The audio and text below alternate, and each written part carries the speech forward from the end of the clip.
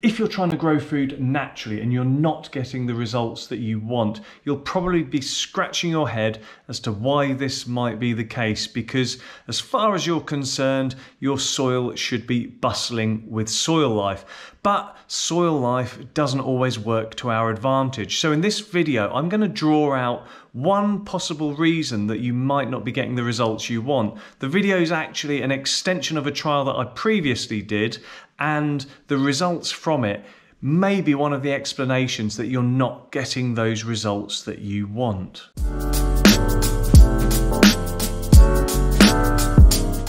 A few weeks ago, I put up a video on a product trial looking at a nitrogen fixing bacteria product and seeing how it affected the growth of a particular plant that I was growing, wheatgrass. I'll put a link to that video below, worth checking out.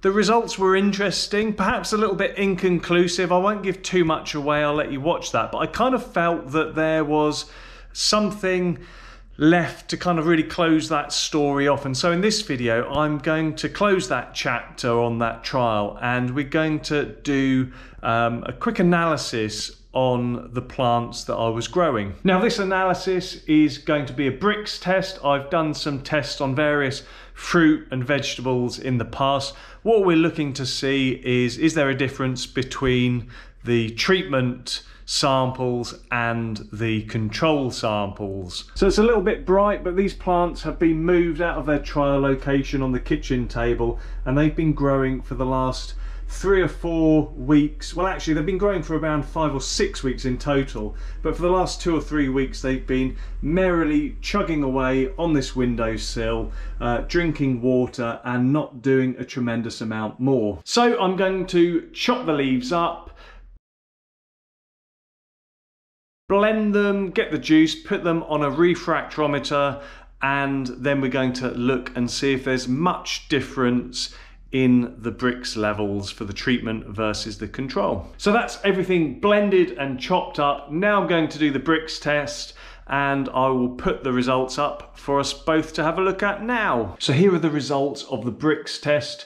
Doesn't take a genius to see that actually the control, the untreated pots, had higher Brix values than the treatment. In fact, when we look at the averages, there's around 2% difference overall, 6.6% versus 4.6%. So quite a stark difference. And why is this? We've actually had similar results in the past on another trial that I did, where I looked at plants growing in soil, and the soil was basically nuked of microbiology and had a natural soil as well. And we saw a similar pattern where the biologically active samples had lower Brix values. So let's just talk a little bit about why this might be. Now, there's actually a few reasons, but I think in this particular case, there is one most likely culprit, and that is to do with the effect of plant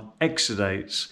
Now, the material which we're growing in is, to all intents, inert. It's very low in terms of fertility. It's just there really to hold the roots of the wheatgrass that we're growing. There's not a lot by way of nutrition, which is partly why we went with this growing medium in the first place, to look at the nitrogen fixing bacteria, which would bring nitrogen into the media.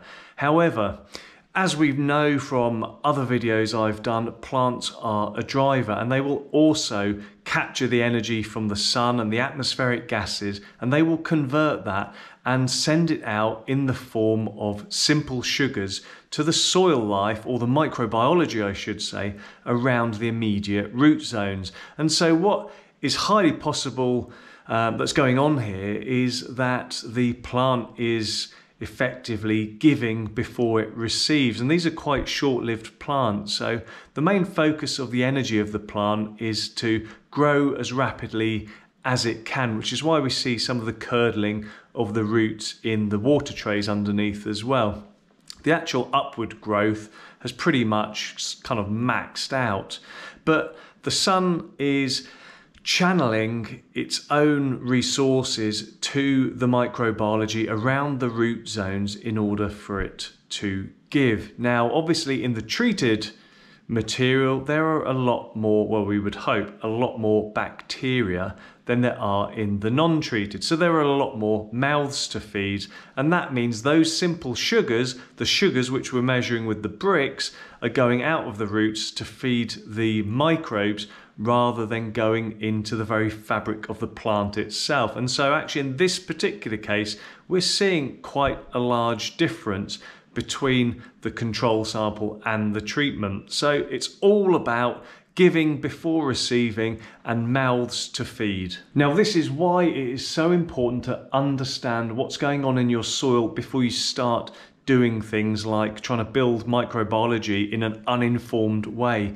You need to know what is going on so that you can plan for it and really get the maximum out of it. As I always say, if you don't know, you can't manage it. So test your soil, know what's going on before you start blindly applying microbiological products. So there we go. There are the results.